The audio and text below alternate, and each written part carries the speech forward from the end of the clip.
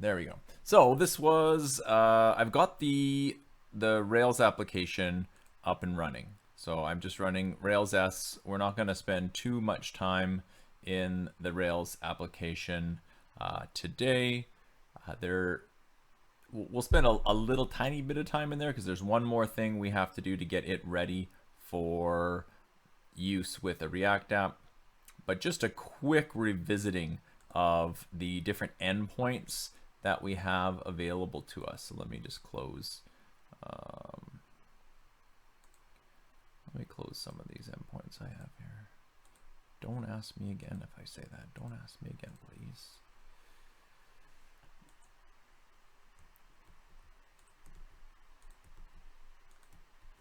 There we are. Okay, so remember the fact that we built this API, and our things that we're working with is we have restaurants and we have dishes, and those dishes have ingredients. And so here's my restaurants JSON endpoint. And when I fetch data there, I get an array of restaurant objects, each object giving me like an ID and a name and a description. And so what I would like to do is I would like to build a React application that hits this particular endpoint right here, hits this restaurants JSON, grabs the list of restaurants and displays the restaurant names and descriptions. And then I also want to be able to work with the post endpoint, which is connected to our create action. So a get request of restaurants JSON goes to the index action and it loads up all of the data, but a post request of the same endpoint is going to go to the create action. And if we send in the body some JSON, which is a restaurant representation, which provides a name and a description, we can create new restaurants. So I want to be able to do that from my React app as well. And if you had forgotten how to, if you had sort of forgotten what endpoints you had available to you, we could go to localhost here and go to /rails/info. That brings up all of our routes. I can search for restaurant or even just the word rest, and I can see what I was just talking about here. A get request to my /restaurants.json goes to the index action, and a post request to that same endpoint goes to the create. And then we could work with the others, but we're only today going to concern ourselves with those two. All right, closing that down. I'm going to open up another terminal inside of my VS Code. I'm going to leave my Rails folder, and I've sort of gone up one folder from there, and I'm going to create my React app separately. Now there is a way to create the React app within the Rails project itself. And so we could have the Rails project and the React app, that they could sort of live within the Rails repository. Rails is set up with Yarn, and you can pull React in, and you could have everything living in that one app. And that would be what's called a mono repo, where sort of mono meaning one and repo is for the repository. And so that style of development is considered to be like a mono repo, where your entire application lives in one repository. I'm not going to go that route. I'm going to try to preserve a little bit of separation here. So Rails is going to remain in its own repository, and I'm going to use a tool called Create React App to create a separate React app, which is going to live in its own folder, be its own Git repository, and it will even have its own web server associated with it, so that it will run its own little server that will load up the React app, and then that React app will hit our API at its different endpoint. So let's see what we have to do to get that up and going. We already have npm and yarn installed in our WSL. We installed that earlier on in the course, right at the beginning. And so what I'm going to do is I'm going to run a command called npx. And what that will do is allow me to run this other command called create React app. And if we go to our browser here, we can search for create React app. And we can see that there is a project and it is called create React app. And it says set up a modern web app by running one command. So we could make a sort of a homebrew React app. We could just start our own folder. We could start a project, using Yarn or npm and start bringing in the different libraries that React creates and bring in things like Babel for transpiling and Webpacker for the bundling of our source. But we would spend a whole lot of time configuring our application. And what create React app does is it's sort of like when we type Rails new, and the Rails new command creates our entire Rails file folder structure for us and sets up a bunch of conventions. Create React app does the exact same for React. There are a few of these style command line tools to create React apps. This one just tends to be one of the most popular ways of doing it, but it's not the only way that you would start off a React application. It's just the most popular these days. And so if we go to the quick start, it's got what I was just about to type in myself, the npx create React app, and then the name of the app. And so I'm going to call it restaurant app, and I will hit enter.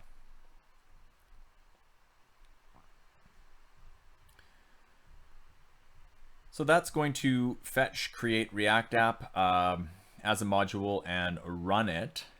So it's going to get the latest version of create React app off of the npm package system. It's going to run that. It's going to create a folder for us, and effectively it's going to do, just like I said, what the Rails new does, but in the sort of the JavaScript world. So when we first run Rails new, it sets up our project as a Git repository, and then it gives us a gem file and it runs bundle install. We'll create React app, creates a folder, sets it up as a Git repository, and it gives us a package JSON file, which is the JavaScript equivalent of that gem file. And then it's going to run yarn install for us, and it's installing all of the dependencies. So while that is happening, I'm going to show us one other thing in the Rails application that we need to set up.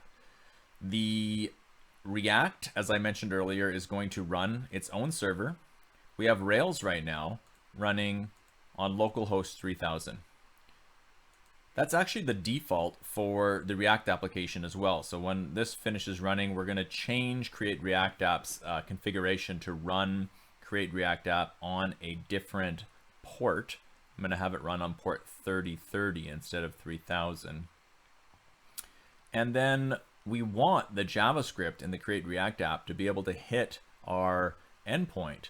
The thing is, though, is that most browsers, all modern browsers, I guess, they include something called CORS, and servers support this as well. CORS. That's an acronym, CORS, for Cross Origin Resource Sharing. And by default, most web servers do not permit CORS. And what that means is they do not permit JavaScript to make a request to that server unless the JavaScript was served out at the exact same domain. And so if I have, for example, on my domain stungi.com, if I had an API up there and I did not support CORS, then that API could only be accessed by JavaScript that was running off of and being served up by stungi.com. It could not come from a different origin. The thing that we're trying to do, though, is to have two separate products that could potentially be on different origins, and they are going to be on different origins because we're running them on different ports. And so we have to configure cross-origin resource sharing in Rails to make Rails able to take the request. Otherwise, Rails will just deny the request. Our React app will try to hit the JSON endpoint, and the server will just be like, no, this is against the CORS policy. You cannot access this API. So how did I set that up in Rails? Well, I used a handy gem called rack cores. Rails itself is built on a lot of different open source projects, and the HTTP system inside of Rails is built on something called Rack. And Rack supports plugins that are called middleware, and they give you the ability to sort of change how the Rack system works with HTTP requests. And so Rack cores is middleware for handling cross-origin resource sharing, or cores. And then it says which makes cross-origin origin AJAX possible. And AJAX being sort of the older acronym that we used to use for JavaScript making asynchronous sort of requests. And so to get that going in my Rails app, I went into my gem file. And in my gem file, around line 33, I added in gem rack-cores. I then disabled my server, so I went in and I Control-C'd my server.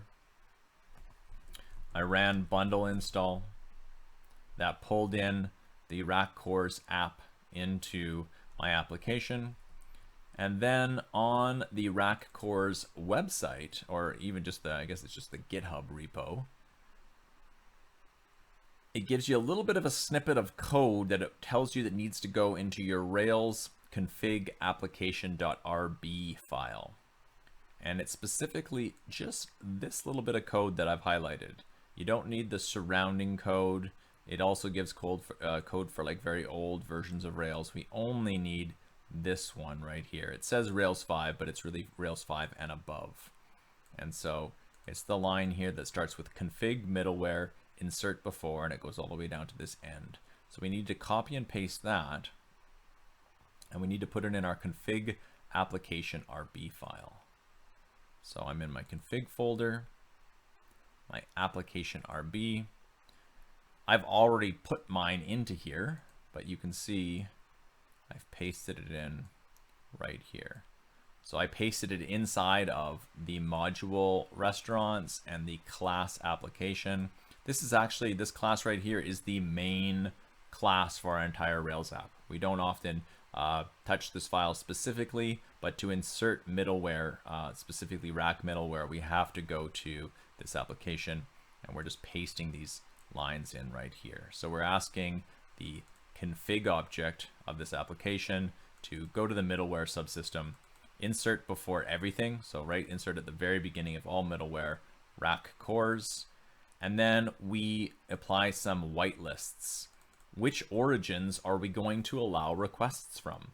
So here we could either put a list of origins that are considered to be friendly to us. We might say, oh, okay, well, you know, I know this particular domain is where I'm going to be hosting my code. That's where I want to allow. In our case, we're just sort of whitelisting everything. We're saying that rack cores, all origins, all resources, and in fact, all headers. Oops, don't want to wreck my setup there. So that's just what we pasted directly in there. And that's also what would be set up. A similar thing would be set up on any website that you've been able to, you know, access by way of JavaScript. So in WebDev 2, if you did some JavaScript AJAX work with the City of Winnipeg Open Data Portal, that's allowable because of the fact that that Open Data Portal has a cores policy that whitelists all origins, all resources, and all method headers, and etc. So once that's in there, I can start my Rails server backup. And then that's the last of what we'll need to configure for the Rails server today. Okay, it's running again. I will just go to Postman and just make sure that nothing is broken. I'll just request my index endpoint. Everything looks good. Meanwhile, in my other terminal here, I've got the Create React app has finished its work. I'm going to navigate to the restaurant-app folder that was made there we can look at what's in this folder. And in fact, I can add this folder by right-clicking in my Explorer over here. I can add folder to my workspace. I'll pick the restaurant app and say OK.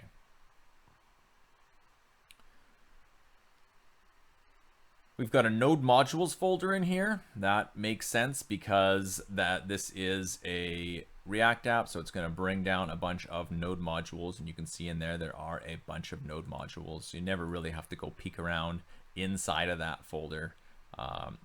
If your application ever starts acting in weird ways, sometimes the solution is just to completely delete that node modules folder and rerun yarn install from the command line, and it'll just repopulate that folder for you.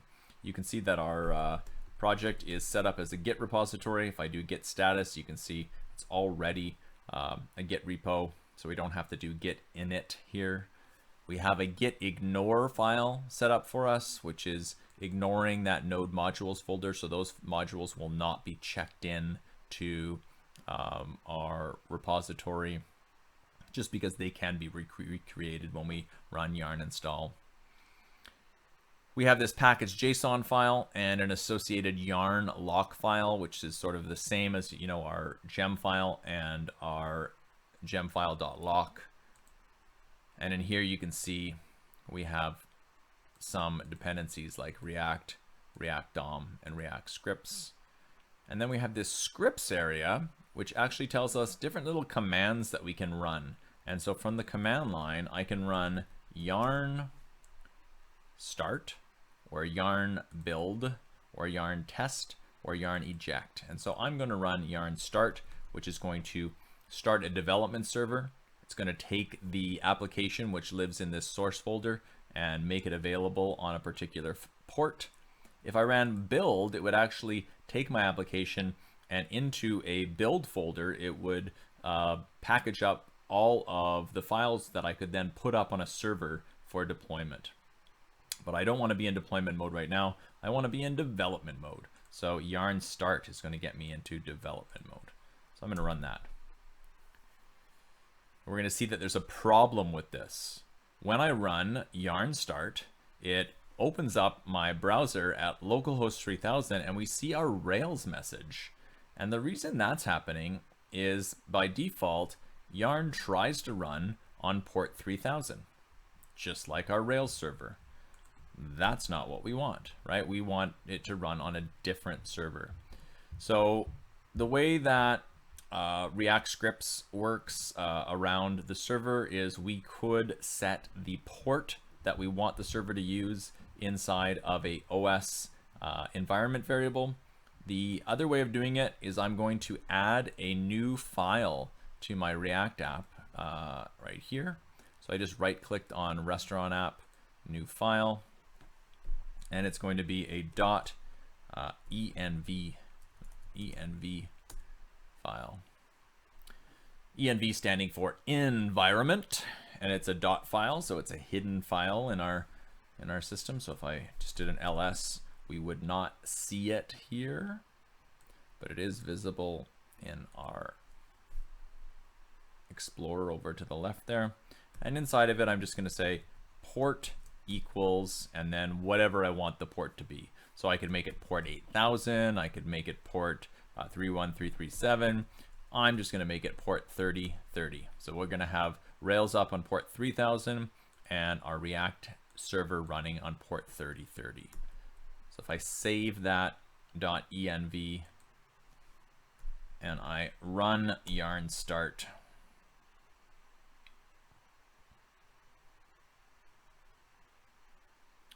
look at that. You get the React icon spinning around nicely. It tells me to edit source app.js, save to reload, and a link to the official React document. And so things are working. If you are trying to work along with me, did you have any issues here? Has anyone run into anything that has prevented them from getting to this thing right here, being able to run yarn start and have the browser pop up localhost 3030 and see this little thing? Let me know in the chat if anything is stopping you. Otherwise, I'm going to hop into the folder and file that it just mentioned. So it said source app.js. That's here. There's a source folder. There's also a public folder here. We can look in what's in these various folders. In the public folder, the file that we'd most likely be working with in here is the index.html.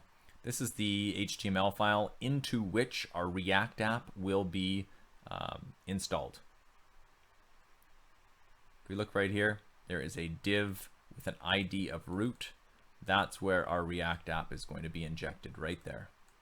So if I removed that and I went back over to my server, it gives me an error saying the target container is not a DOM element, meaning it tried to find that DOM element, the div with an ID of root, so that it could inject the React app, and it didn't work. The one thing that you can notice though is like anytime I save my file, the browser code automatically reloads. And so if I bring that back in, I save my index.html, and I go back over to the browser, it's running again.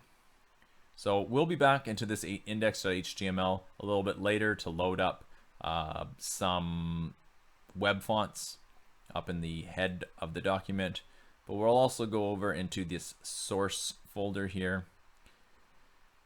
The main application that launches our React app is inside of this index.json file, or sorry, index.js file. React is being imported from the React library. React DOM is being imported here. But the key thing here is that we are going to React DOM and we are rendering an app component, this capital APP app component right here. And where are we rendering it to? We're going to the document get element ID root. That is what's finding this div with an ID of root and injecting our app there. And then what is this app? Well, it's being imported from another file, specifically this one right here, this app.js. So if you look here where it says learn React, I could add some exclamation marks at the end of that. I could go back to my browser and the exclamation marks are present right here. Where it says edit, str, app, JSON, and save and reload. That's this stuff right here, right? So I could change that to hello class. Save that, come back. So we've got live reloading. Every time I change this file, it changes here. We just have some stuff in here that just sort of comes in by default, and I'm going to remove it all. I'm going to leave the div with the class name of app, and I'm going to remove everything else inside of it.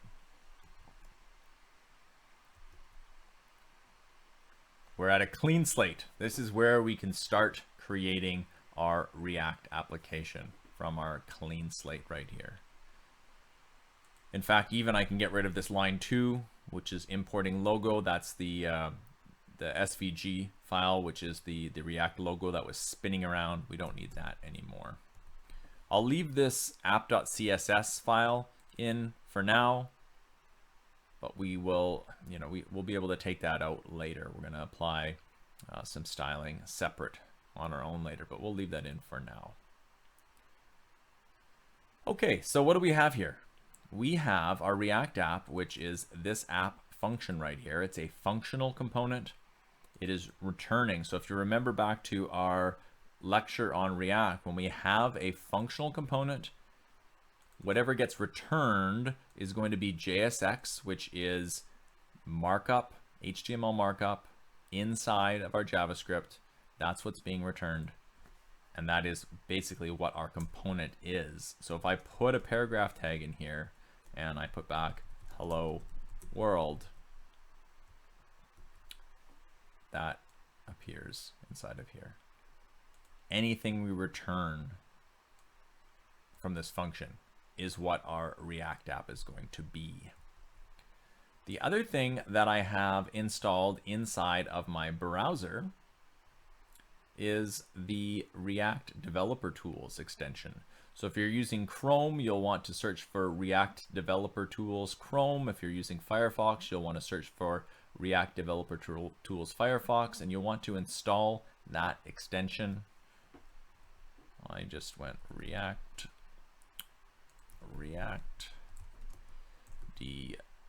Developer Tools. I use Firefox, so I just went and found the Firefox extension and installed it.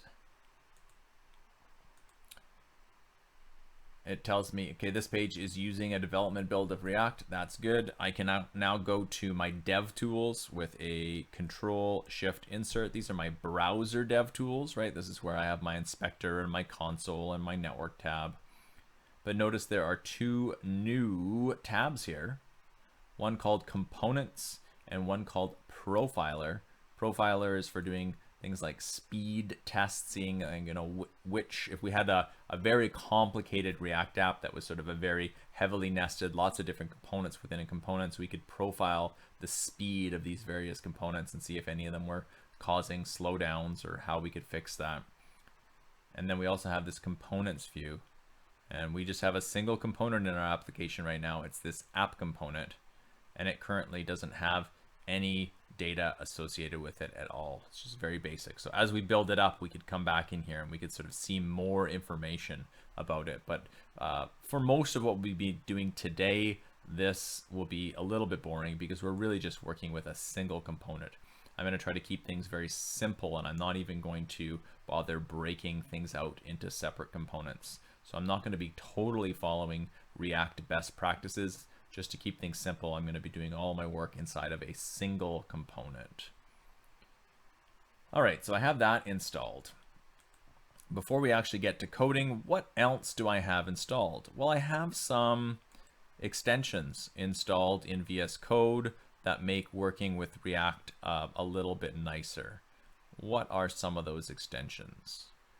They are the ESLint extension by Derek Bomer.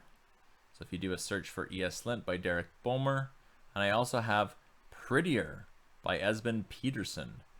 Those two things, ESLint and Prettier, they do the job of what Robocop was doing for us in the Ruby world.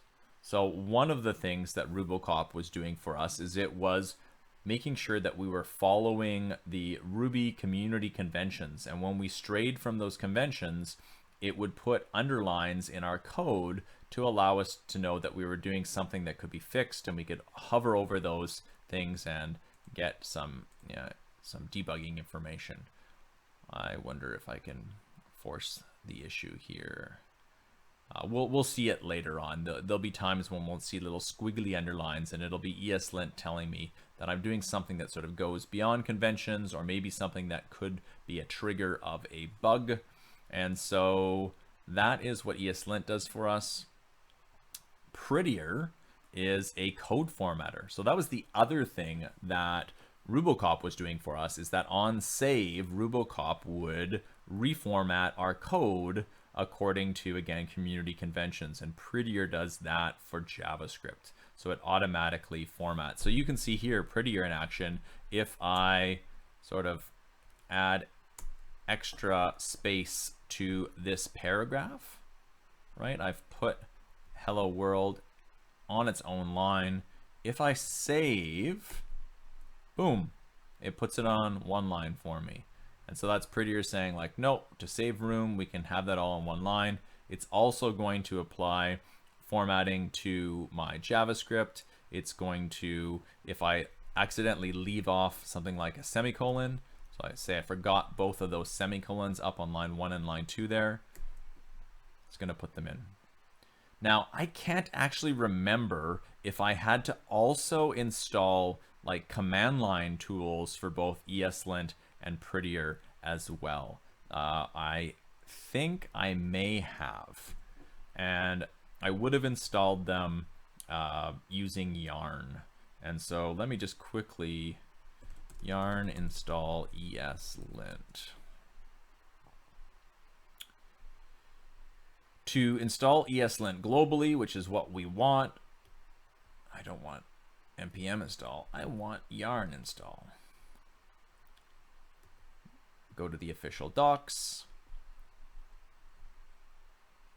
And it looks like from the command line, we would type yarn add ESLint -- dev, meaning it's not to do with the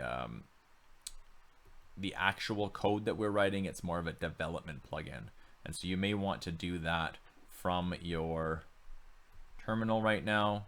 Make sure you're inside of your restaurant app, and you would do yarn add ESLint -- dev.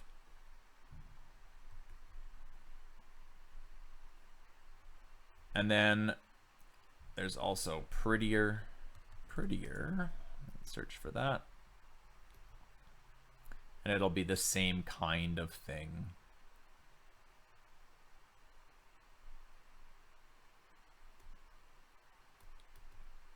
Yarn add prettier -- dev -- exact. I don't know what the exact does.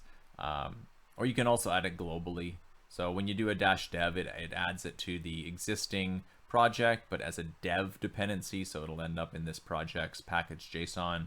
If you add it globally, it's going to stash it away inside of where yarn has been installed, not in the node modules in this particular folder.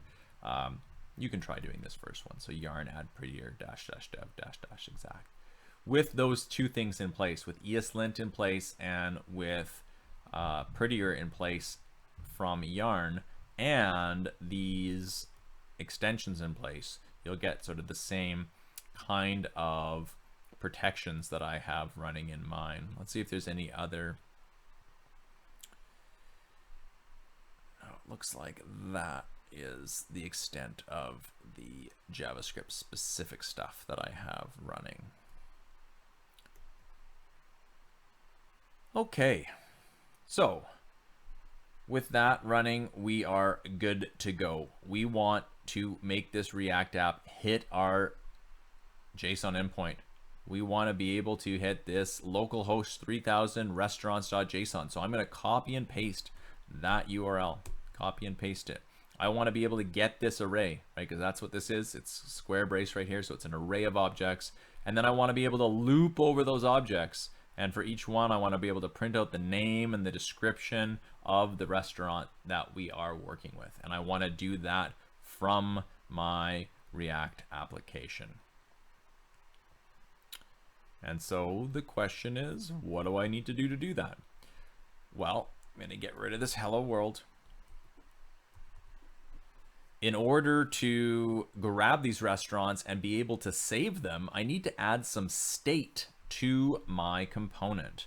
And the style of state that we first explored when we looked at React was using hooks. And so I'm going to set up a hook, a use state hook, and I'm going to say constant, and I'm going to make a getter and a setter for my restaurants state. Oh, that should be restaurants plural. This is going to be the state that stores my array of restaurants that is coming to us from the API. I'm going to use the use state hook, and I'm going to provide to that hook a default of an empty array. Use state here, you can see now already ESLint is kicking in and it's telling me some things. It's saying like restaurants is declared but never read, and set restaurants is assigned a value but never used. Those are orange underlined or yellow underlined, meaning they're warnings. Use state here is straight up an error. Use state is not defined. So I need to go pull that in. So up here, not only do I want to import React from the React library, I also want to bring in use state. And so I put that inside of curly braces because I am destructuring that out of the React library. You can see my little red underline has gone away with use state now. That sets up my state. I now need to actually make a request to fetch it. And we need another hook for that, which is the use effect hook. Use effect. And so maybe even before doing that, let's just keep things a little bit simple first. To keep things a little bit simple first, inside of this curly braced restaurants here, I'm going to just manually put in a hash where I have a name property. I'll put it in as, oops, don't do that on me.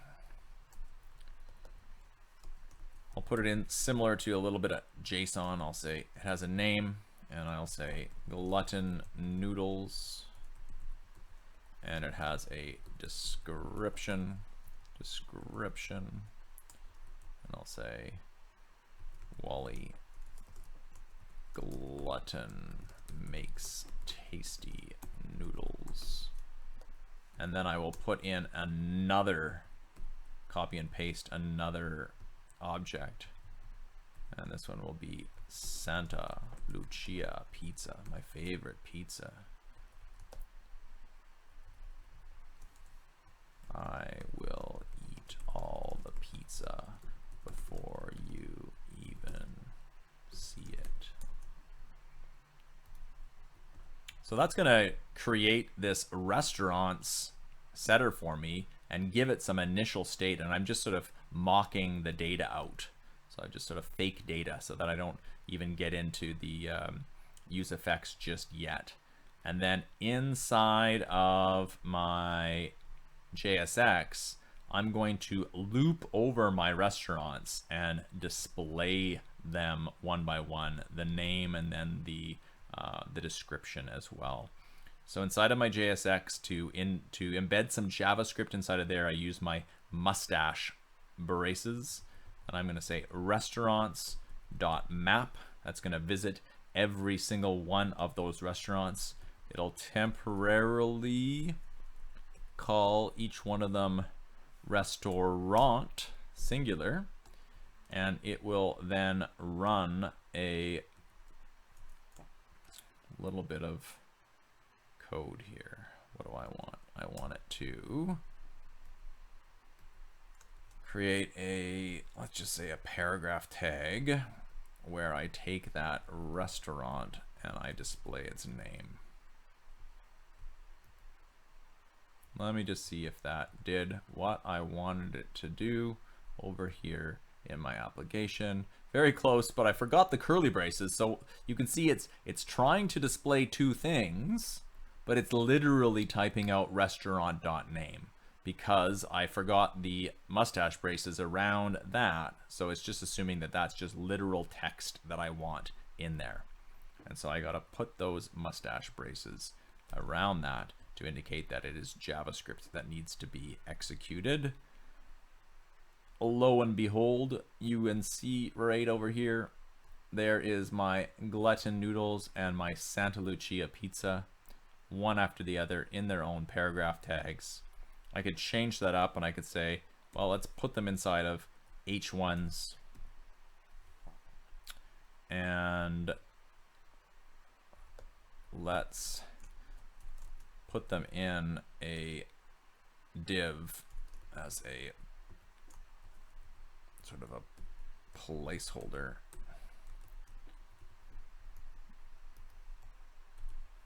And I will put a paragraph in there to put the restaurant description. Restaurant.description.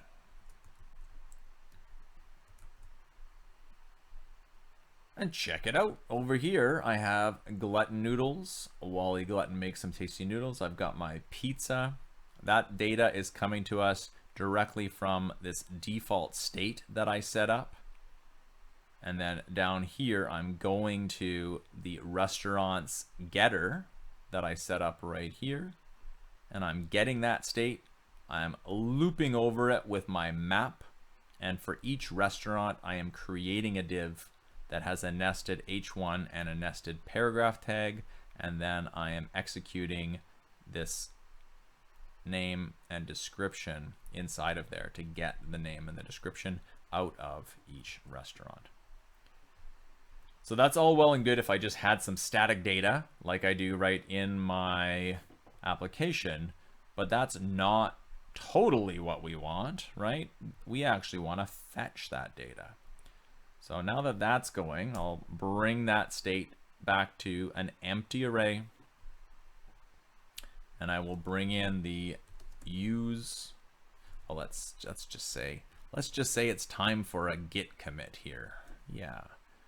Git status, git add.env, git commit.-m, setting a new port that doesn't conflict with Rails. And then we still have my app here. And I commit and I say state established for restaurants with a use state hook and a simple loop over the simple loop to display the restaurants. Great. Now I will come in here and it's time to use another hook. And the hook that we use when we are working with a React app that we want to pull in some data from a fetch request is going to be the use effect hook. There it is, use effect. And so I'm going to run this use effect hook. I'm going to run it right here underneath my use state, but above my return. I'm going to say use effect. And the first argument of use effect, that's going to be a stabby arrow JavaScript closure or anonymous function. That's what this is right here. And then the second argument is just going to be my dependency list. And when I'm using use effect and I only want it to trigger once at the mounting of this application, well, then I just pass in an empty array as the second argument. And that indicates that we don't want to call this use effects repeatedly based on any dependencies that we have in our component. We just want to call it once when the component mounts. And then what we actually want to do when we call it once when the component mounts is going to be what's going to be inside of this anonymous function or closure that we're setting up here with the fat arrow syntax. So I'm going to expand that to multiple lines, and I'm going to put the request in here. It's a fetch request. So remember, that is how we fetch data using HTTP and JavaScript. We make a fetch request. We're going to go to a particular endpoint as a string. We're going to HTTP:// We're going to our local host 3000. That's our Rails server. And we're going to our restaurants.json. The fetch API, when you send it a string like that, a URL and a string, it's going to return to you immediately a promise. And remember, that means like anytime we get a promise back, it means that something is happening asynchronously in the background for us, and we can set up what to do when that promise actually resolves, when it completes. And so the way I do that is I say then, so what to do after the fetch actually completes. And if we don't pass any other properties to fetch, it's just going to default to a GET request. So fetch is going to return to us a promise, and it's saying to us, I promise after completing my fetch request to this URL that I will trigger whatever you put in this then. And so we're going to get the response back, and we're going to establish another fat arrow function and what we want to do with that response. The response comes back to us. The response is JSON, but it comes back to us as a string. So we need to deserialize that response. And we do that with response.json. There's a method on the response that will deserialize the response. And this is I find this a little bit awkward because the JSON method also returns a promise. So it doesn't execute immediately, it executes asynchronously. And the reason is that there's a chance that we just fetched a whole bunch of JSON. And so we don't want to block the main thread, the main browser thread. And so JSON is going to do that deserialization in the background on a different thread. And it's just going to return to us a promise saying, I promise once I've deserialized this JSON to resolve this promise and then hand over to you some data. And once that data has resolved, I will call this anonymous function and do something with it. So we actually have a promise inside of a promise here. I think I could actually chain them one after another, but I don't mind. I'm only going to do one more line here, so I don't mind the sort of the double nesting of the promise here. And then what do I actually want to do with this data? What is this data? Well, this data is actually our array of restaurants, right? Because that's what the restaurants JSON endpoint returns to us. It returns to us an array of restaurants. And so I'm going to use my setter, set restaurants, and I'm going to pass it the data. And so again, looking at all that, useEffects is going to set this up so that when our component first mounts, this anonymous function is going to run. The one thing we do in this anonymous function is we fire off a GET request via fetch. That returns a promise to us, which we say, well, when that promise resolves, I want to take the response and I want to deserialize its JSON.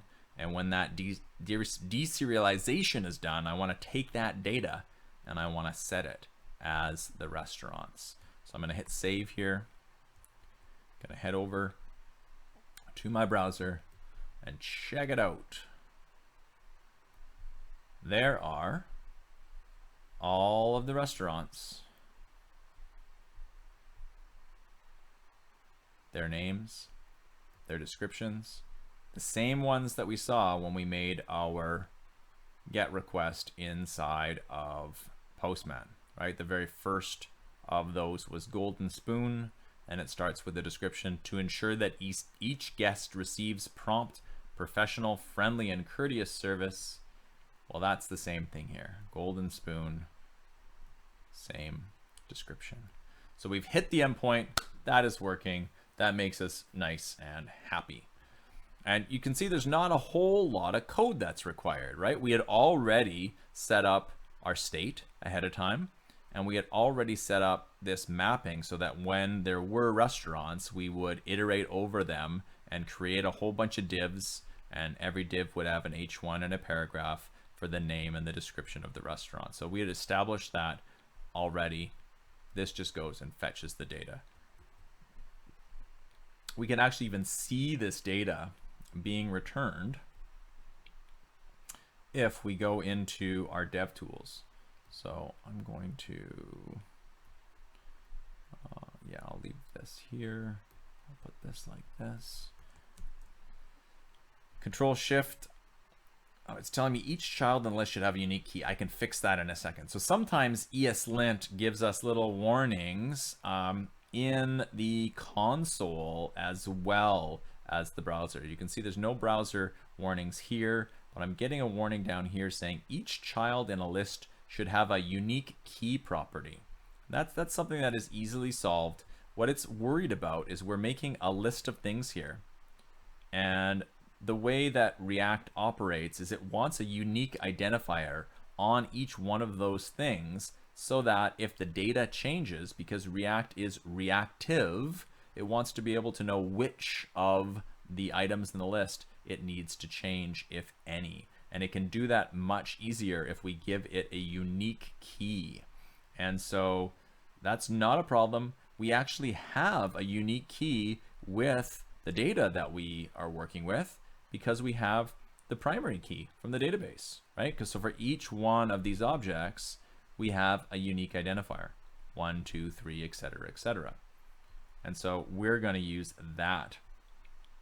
And so I'm just going to set that up right here in this div. I'm going to say key equals restaurant.id. Just adding that to the div that I'm mapping over. And back over here, that error message is now gone away. Based on what the user sees, I mean, that is something that is not visible at all to the user. That's just something that React itself wants so that it can work more efficiently with the data that's on the screen. It wanted a unique identifier, so we gave it a key. The thing that I wanted to show by having the DevTools up is in the Network tab, we can actually see all of the requests that go into this particular page. I can even hit Control R and reload it. And if we wanted to just look at this one here, the actual fetch request that we made, in the Network tab, we can, if you see here below where my mouse is moving, we can filter the types of requests that come back over the network. And so when we're debugging something that's using JavaScript, specifically using fetch, we don't really care about all of the things that are coming down the pipe. We only really want to care about XHR requests. And so XHR is just another way of saying like JavaScript making a synchronous request for API data. And so I can filter just to that. And you can see there was a single request that came in. And that was in fact our request to localhost 3000 restaurants.json. You can see it got a status code of 304. We would have seen a status code of 200 the very first time we made that request. And then after that, that request would actually be cached. And so you can see here, status code 304, not modified. So the server's telling us like that data hasn't been modified since the last time that you fetched it, so you can use a cached version of that thing. But what is the actual response? Well, there it is. There's our JSON data, the same data that we saw in Postman. So that's just a quick place to look if you're ever having issues with fetch requests and you don't know if the data actually came along the way you wanted it to, or if you maybe were getting a status code that you weren't expecting. That's how to find out about it. You filter for XHR, you see the status code there, and then you can click on it and you can actually see like the headers that went into that response, if there were any parameters, but the one that we're concerned here is the actual payload or the response itself. Okay, so that is one thing. I'd say let's take a little bit of a break, maybe just a 5-minute break, so that we can stand up and we can stretch and we can think about what we've done so far. And so I'm going to pause the video right now. And where do I do that? I do that over here. Yeah, oops, pause.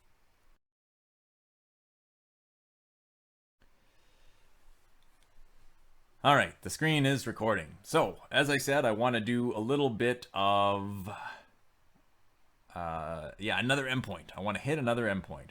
And for that, I need, so at this point in an ordinary app, I would probably start to break things out into separate components. But I'm not going to do that. I'm going to keep everything in one just to keep things simple today. So I'm going to add some stuff right into the existing component. I'm also going to add some new state here. I want to be able to add a new restaurant and a new description to my API. And so I want to set up some state. So up at the top here, I'm going to set up a state for new name and a set new name. And I'll say use state, and I'll give it a default value of a empty string. And I will also new description and a set new description. And And that'll also be a use state hook for an empty string. And I'm going to create those here inside of my application. Just going to put them inside of a div. And by them, I mean I need something to bind this data to. I want somewhere for the user to be able to put in both a new name and a new description. And so I'm going to create those as inputs. And I will bind some data to them. So that's going to look a little bit like this. I'm going to say input, and I'm going to say that on change of this input, and I'm just going to put a anonymous function right in here, a little stabby arrow function right in here that calls set new name. When on change fires, I get an event. The event has an event target. That is this input here. And the input has a value. And so that's what I want to do right like that. And I'm going to copy and paste that line. I'm going to do the same thing for set new description. So that anytime the one of these two inputs changes, if I put a restaurant name in here and a description here, as I am typing that data in, it's updating the new name and the new description state using the set new name and the set new description setters on change. And maybe just to make this a little bit more obvious, I'll put a placeholder in and I will say restaurant name as the placeholder and placeholder description. And so you can see we've got those placeholders up there. Now, again, I'm not making anything pretty right now. We're going to add in some styling later, so it doesn't look very nice at the moment, but it's okay. I'm also going to put a button in. It's going to be a submit button, or like create new restaurant button. There's my button, create new restaurant. Basically what I want to do with that button is I want to give it an on-click handler so that it will actually add the restaurant by hitting the correct endpoint. And so up here, way up here, I'll do it right below my use effect here. I will set up a const reference to add restaurant. And I will just drop in an anonymous function and assign it to that add restaurant. I won't give it any content just yet. Maybe I will. I'll give it like a console.log. Adding restaurant. And then that's it. That's all I'll give it right now. I could even put in a bit more debugging information. I could output the setters there, the new name and the new description. A little bit of debug information there. And then I'm going to make it so that this button down here has an on click. So I'll say on click equals, and then what do I do for that? I think I just need to specify the actual name of my function. Yeah, I think that's what I do. Add restaurant, like so. So now every time I click this button, it's going to take the current state of new name and new description and echo those out to my console, and those will be coming from whatever I have in my inputs above. So let's head on over here. Let's open up the console that we can see it. Here it is. Restaurant name and description. Those are just placeholders. So currently there's nothing in there. So if I clicked create new restaurant, I get adding restaurant and 2 empty strings. And so here I could say like my noodle house, Wally's noodle house, and my description is yummy noodles. And then I could click this create new restaurant again. Boom, look at that. Adding restaurant, Wally's noodle house, yummy noodles. Okay, that form stuff seems to be working. I now actually want to put the correct code into add restaurant, and that's when I want to hit another endpoint. Let's just refresh our memory about how that endpoint works. I'm over back in Postman.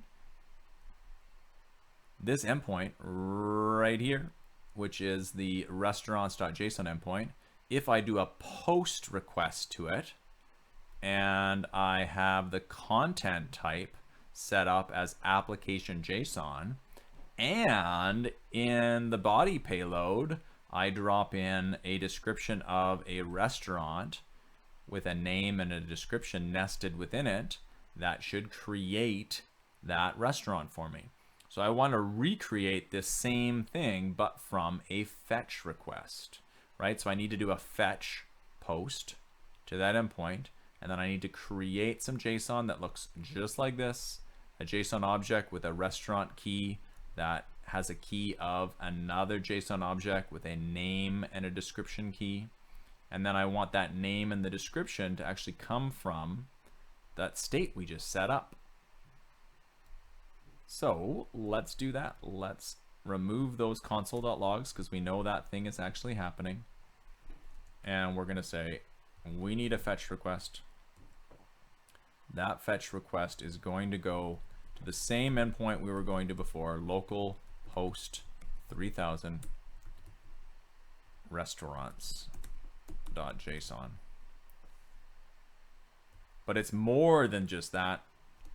I'm going to pass in what's called a options hash here as the second argument. So here we just had one argument. It was just the URL for our fetch request. This one we've got a second argument, and in that second argument I can give fetch a few more details about what I want to be sent along with this request. Well, I want the method to be a post. Okay. And I want some headers to be sent along with the post. Specifically, I want to set the content type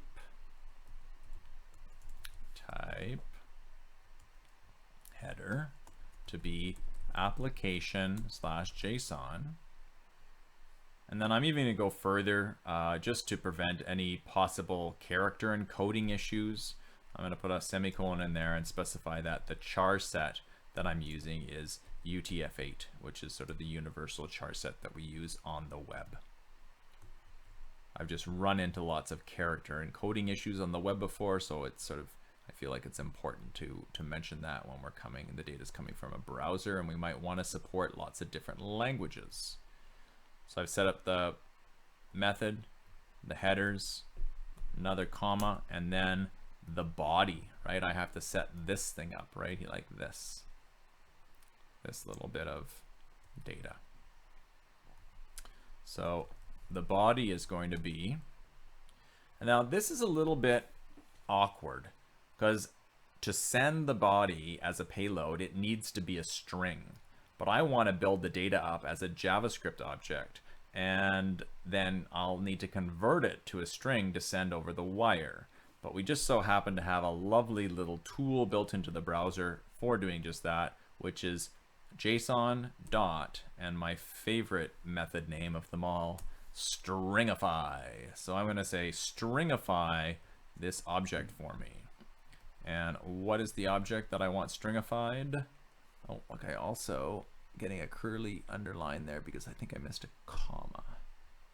Yeah. And so what do I want to stringify? An object that has a restaurant key that points to another object. That object has a name key that's going to point to some name and a description key that's going to point to some description.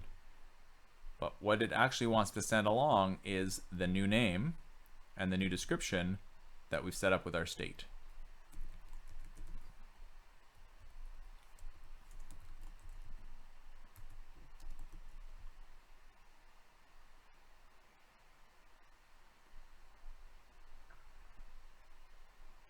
So reviewing fetch request to our endpoint with an options hash that sets up the fact that this is a post method. We've got some headers on it, and we've got a body payload, which is the stringified version of this object right here, or in fact, this object here. And that object packages up the new name and the new description of the state that we bound to these inputs here and here. So we should be able to put some data in here, click that. The thing though is we probably want to respond to that in some way. And so I'm going to, this is the end of my fetch right here. Remember, fetch always returns a promise. And so I'm going to say then take the response and take that response and deserialize the JSON payload that you just got back. And then what do we do? Oh, I need my thing like that. And then the deserialized response. What is the response to this thing? Well, Postman tells us that if we send this data, so here I'll say tester, and then the description is McBester. Oh, need a capital B there, that's important. Send that to Rails. What do we get back? We actually get a JSON representation of the new object that was created in the Rails backend that has a name and a description and the created and updated at. So this is the response that our create endpoint is going to send back to us. It's going to send back a JSON object that is our actual restaurant. And so that's what's coming back to us here. So we get back, after deserializing that response, we actually get back the new restaurant. And what we would like to do after doing that, oh yeah, let me just do this for a second. What we would like to do after we get that response back is we would like to add that restaurant to the end of our list. Right? We'd like to add that restaurant back to the end of our list. And so what do we need to do that? Well, we need to take that new restaurant, set up a little stabby arrow, make use of set restaurants here. And so that's here, set restaurants. And then I'm going to use a sort of a newish property of JavaScript, or a newish bit of syntax of JavaScript, which is the spread operator. So set restaurants here sets our array of restaurants. If we just set our restaurants to our getter, restaurants plural, it would leave it alone, right? It would just be like, it would take the existing restaurants and set it to itself. That's not what we want. What I can do though is I can, inside of an array, I can use the spread operator, ... And you can think of it as going, spreading that data out. And so it's like it takes all that data as if it takes it out of the array and spreads it into the new array. And then I can put a comma and I can put the new restaurant right at the end there. So take the existing restaurants, spread them at the front of that array, and then at the very end of that array, put the new restaurant in, and then set our restaurant state with that. And that's a very sort of new JavaScript style way of adding one restaurant to the end of our existing array. And it's done in an immutable way because we're not actually modifying the restaurant's variable itself. We're using set restaurant, using the existing data, spreading it out, and then putting a new restaurant at the very end. So let's see if that actually works. This is the moment of truth. So the moment of truth, where do I go? I've got all these sorts of things open here. Okay, here it is. I'm gonna keep my console open here just to see, maybe even keep the network tab open, reload just to trigger that. See if we're filtering for XHR requests. We should see one fire off. We should see a post request fire off. I'm going to say from browser, hello restaurants. I'm going to click this. I'm going to cross my fingers. Clickety clack. There's a post. It went through. Got a 201 back. Is that what we were getting back from Postman? Yeah, 201 is the created status code. So that's, that's what we were hoping for. If we look at the response, it is the correct thing that we were expecting. It is the JSON payload of the new restaurant. It's at primary key 16 in our database. The console doesn't have any errors, so that we're happy about that. And if we scroll down to the end of this list, from browser, hello restaurant. And so we can now add as many restaurants as we want. And we could also do things like, okay, look, that's still in there and that's still in there. We might want to clear those things out when we create a new restaurant. That said, that is what I wanted to show off in terms of having React use the endpoints that we had set up with Rails. I want to show one more thing quickly here, but I'm not going to code it out. I'm just going to go right to the final state and then just describe the code that is present. And so I'm going to go to my terminal here where I'm running my React app, and I'm going to kill that, and I am going to go to, I've got a separate React app right here, another one. It looks similar because it is. It's the same basic application, but I've added something to it, and I'll show you what I added.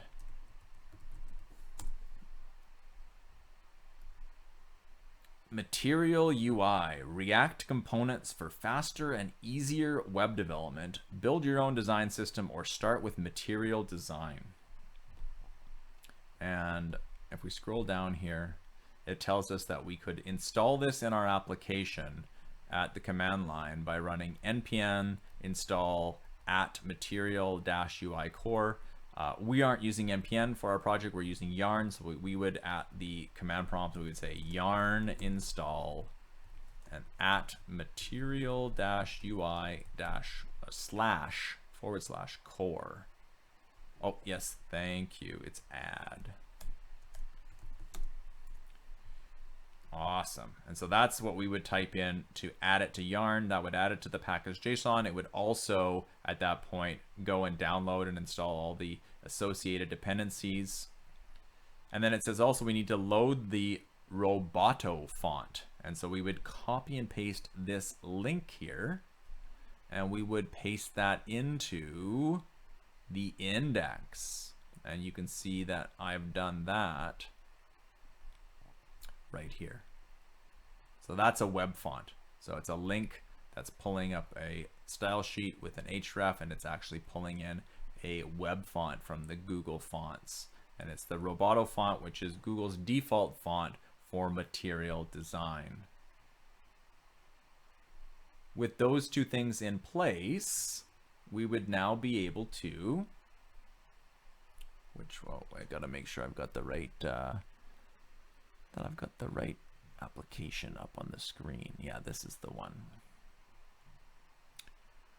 With those two things in place, I could now start adding the components that belong to this material UI core. And what do I mean by that? What do I mean by adding these components?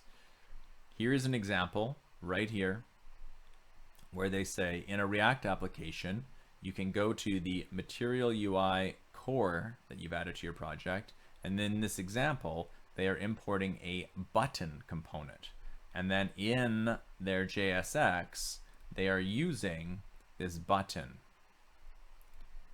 giving it a primary color, giving it some content. It's going to be not just a regular old button like I was using in my application, but it's going to be a button that comes pre-styled with material design guidelines.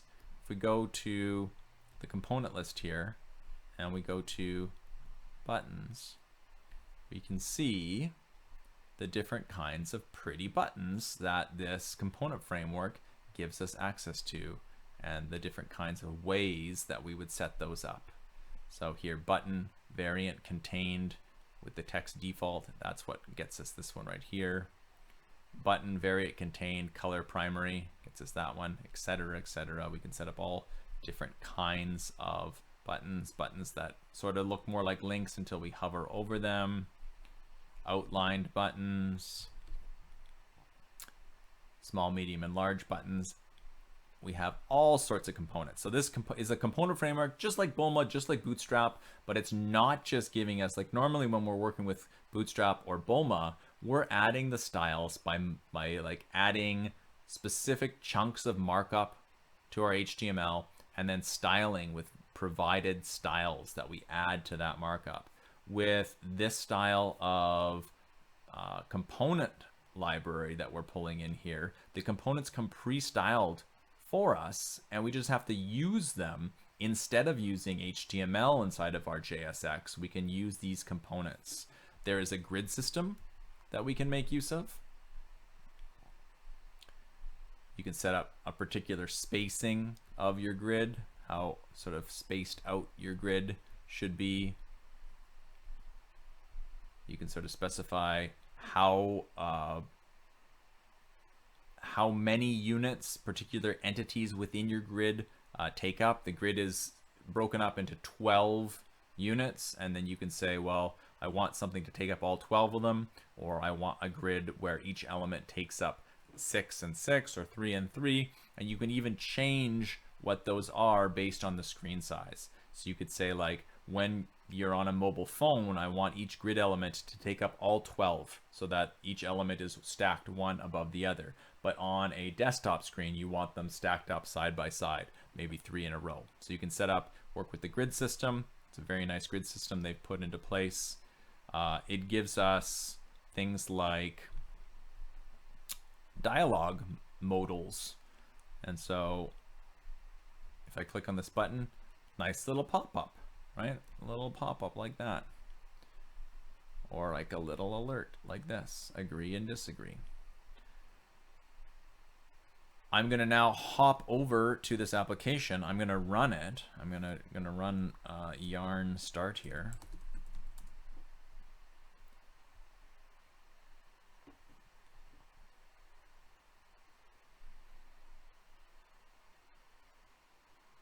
And we're gonna see the same application that we just built, but now it's gonna be styled with material design styling rather than just plain old HTML, which is what we had before. So this is what we originally had before, the sort of plain looking little inputs up above, and then the content just sort of centered like so. Here's the app up and running with material design. And so I'm using cards for each one of the restaurants. The restaurant names are in card headers. I wrote a little snippet of JavaScript to use regular expressions to take out the first letter of every word in the names of the restaurants, and I'm using that beside the names, like a little avatar. There is the description, or at least the start of a description. I wrote a little bit of JavaScript to truncate it past a certain number of words. There's a learn more button that currently doesn't do anything yet, but it just is there. Like maybe that would eventually take us to a different page. And then there is this new restaurant button that pops up a modal, whoop, like that, where I can type in a restaurant name. Fancy pants form. This is the form that I made with Material UI.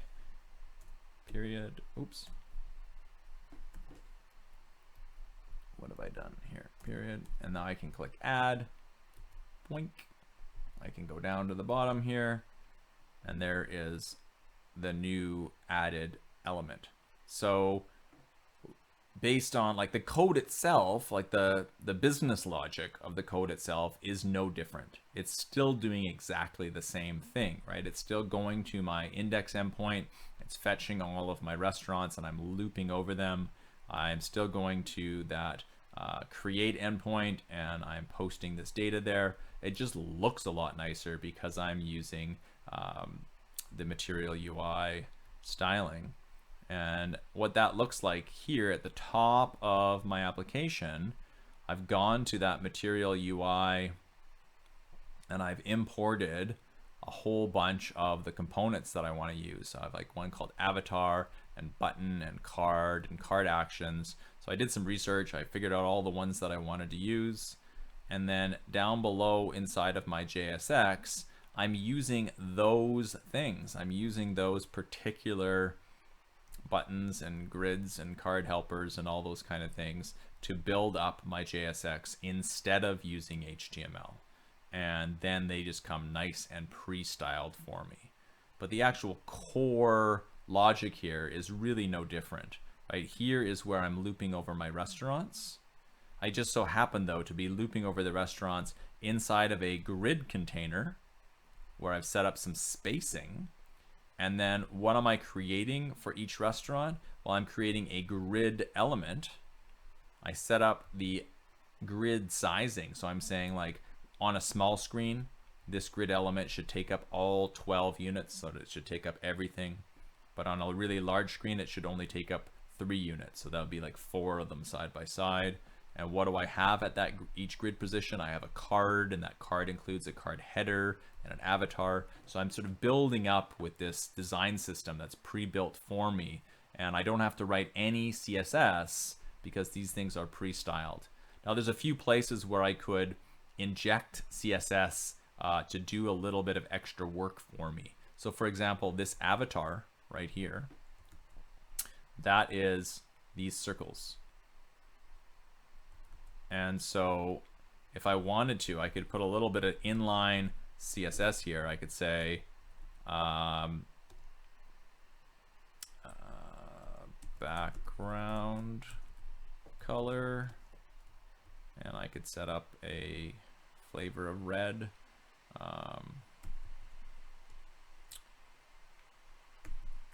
Something like that. Yo, why are you not working for me? Style, background color. Oh, it just took a little time. It took a little delay. And now my avatars are red.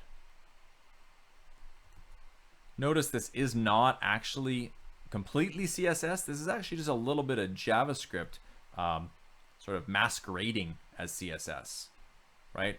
Background, camel case color. This is really just a little bit of JSON. You can see I even needed to put the color in quotes. So it's not actual CSS that I'm putting in here, but it's going to be converted into CSS and sent along to this avatar for use when it gets created inside of the application. But it's a way of customizing the components that I am working with. And so I've basically built this whole thing up. You can see though, it got a little bit out of control. This is what I mean about the fact that I'm not following best practices here. Everything, my entire application, the cards, this button, even this dialog box, They are all inside of one giant component. And the next thing I would do with this application is I would refactor it to create these as separate components. Those would each be put into their own separate file in this source. I would then import those components up here, and I would use them as sort of subcomponents or child components within this main component. So that would sort of be the next step. So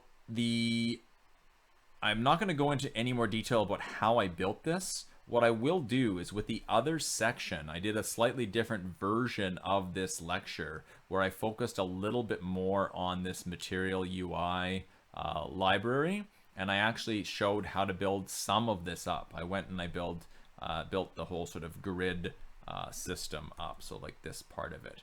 And then the part that I never got to with the other section is I showed them the form here, but I never actually built with them the fetch code to add the restaurant. So I did a little bit of a different take on the lecture because when I did the lecture with the other group, at the end of it, a lot of students said that the material had been very heavy and that I had covered a lot, and that I think they were feeling a little bit confused. And so you might be feeling the same right now because I did cover a lot, right? We're sort of now in that domain of the full stack, right? We're working with the backend API, we're working with the front end Rails. There's a lot to it, but if you do want to see how I went and built up some of this stuff with the component framework, I will give you a link to not only the recorded version of this lecture, but also the recorded version of the lecture I did with the other section, and you could dive into that and sort of maybe fast forward to the point where you could see me building up this grid. And I sort of go through the whole thing of like adding material UI and bringing in some of these components with import statements and then using them inside here. And so if you feel like that's something that you want to do, you can.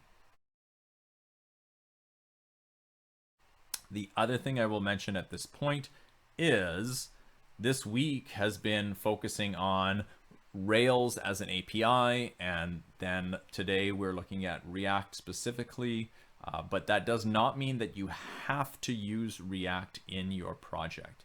In fact, historically, the majority of students do not use a JavaScript component framework in their project. They just build their project with Rails alone, and they don't get the marks for using React. And that's fine. There's tons of marks available in the project, and you can build a very nice project without using React. And in fact, if you do use React, it is a lot more work. There's a lot more that you're going to have to do. There's a lot more you're going to have to learn on your own. There's already some stuff that you have to learn on your own in the project. One of those things being authentication and logins with Devise. But there's even more that you're going to have to learn on your own when you are using a component library like React. So that's not to scare you away from it, but I would say if you don't have previous experience with JavaScript component frameworks, you might not want to go down that route. And you know, I did post on Learn a few example projects, right? One of them being the example project that was built that only used Rails, and the other one was one that I built with making use of Vue. This one here is the one that is Rails only, and it still is quite slick. Like, it still is a very pretty looking application. It has a lot of features in it that are interactive. I can go over here, I can remove this, and it sort of swipes away. So there's a little bit of JavaScript, I think maybe even jQuery sort of plugged into here to give it some interactivity, but it is just a pure Rails application. Whereas, you know, this other example was an application that I built, which has Vue.js based components in it. I was building this along with the class, but I didn't actually finish this product because there was just so much more work. I have done a version of the project on my own, which was based on Rails, And Rails is just such a rapid prototyping and building framework that you can just get things done so quickly. And I just felt like when I brought in JavaScript and when I brought in React, especially because I was new to them, there was a lot more to do and a lot more to learn. So yeah, that's just a little bit of some guidelines or some maybe even some caution around potentially using React in your application.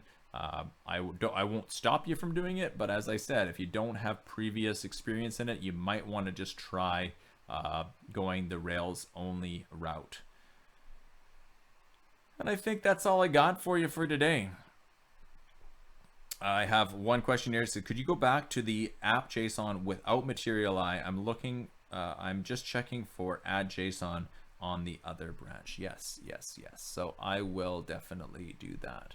So that is this right here, the add JSON. That's right here. So there's the add JSON. I will take all of this code and I will put it up. It's not currently up on a repository, but I will put it up on a repository. So when I post the lecture, the screencast of this lecture, I will also post a link to this repository, and I will have one branch that points simply to like this right here, where it's the application without any styling. And then I will have another branch that is the styled with Material UI styling. Before I let you go for the day, does anyone else have any questions really about anything that I covered this week? So if we think back to some of the work with Rails and APIs, our addition of cores into Rails to allow for the cross-origin requests from JavaScript, any of the stuff today that we did with React or the Create React app, fetching our various endpoints, or even that stuff I covered just quickly at the end, which was bringing in the Material UI components and making use of those. Any questions from all of you on that?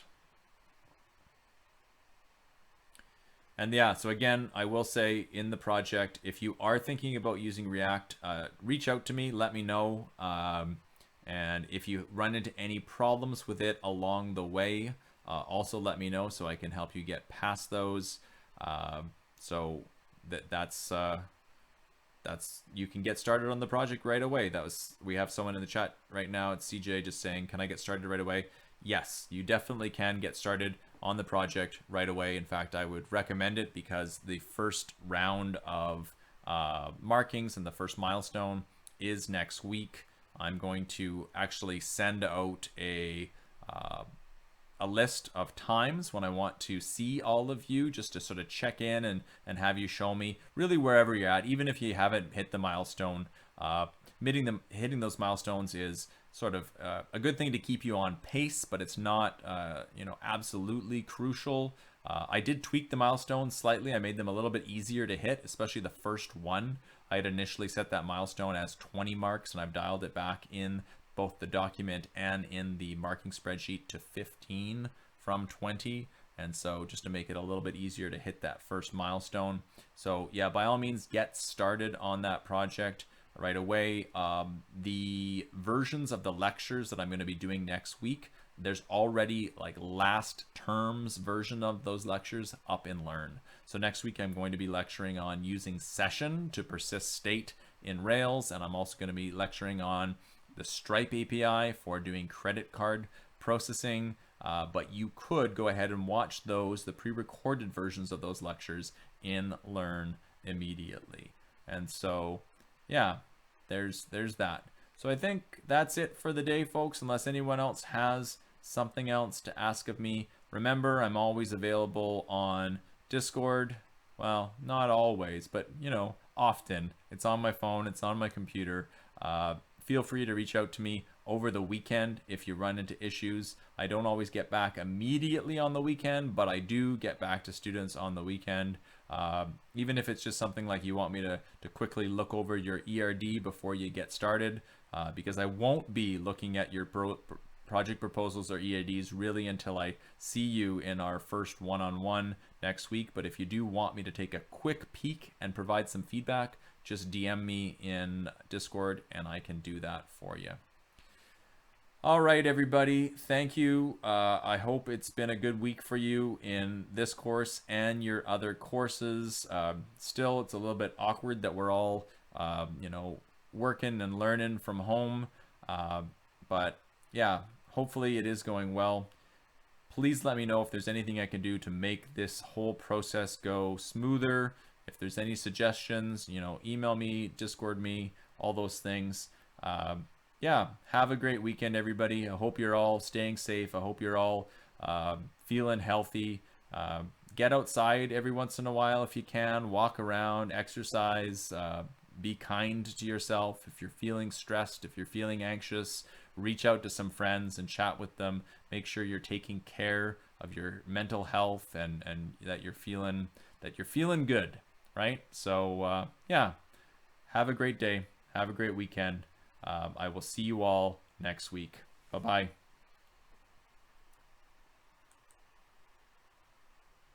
Closing down the old meeting in 3, 2, 1.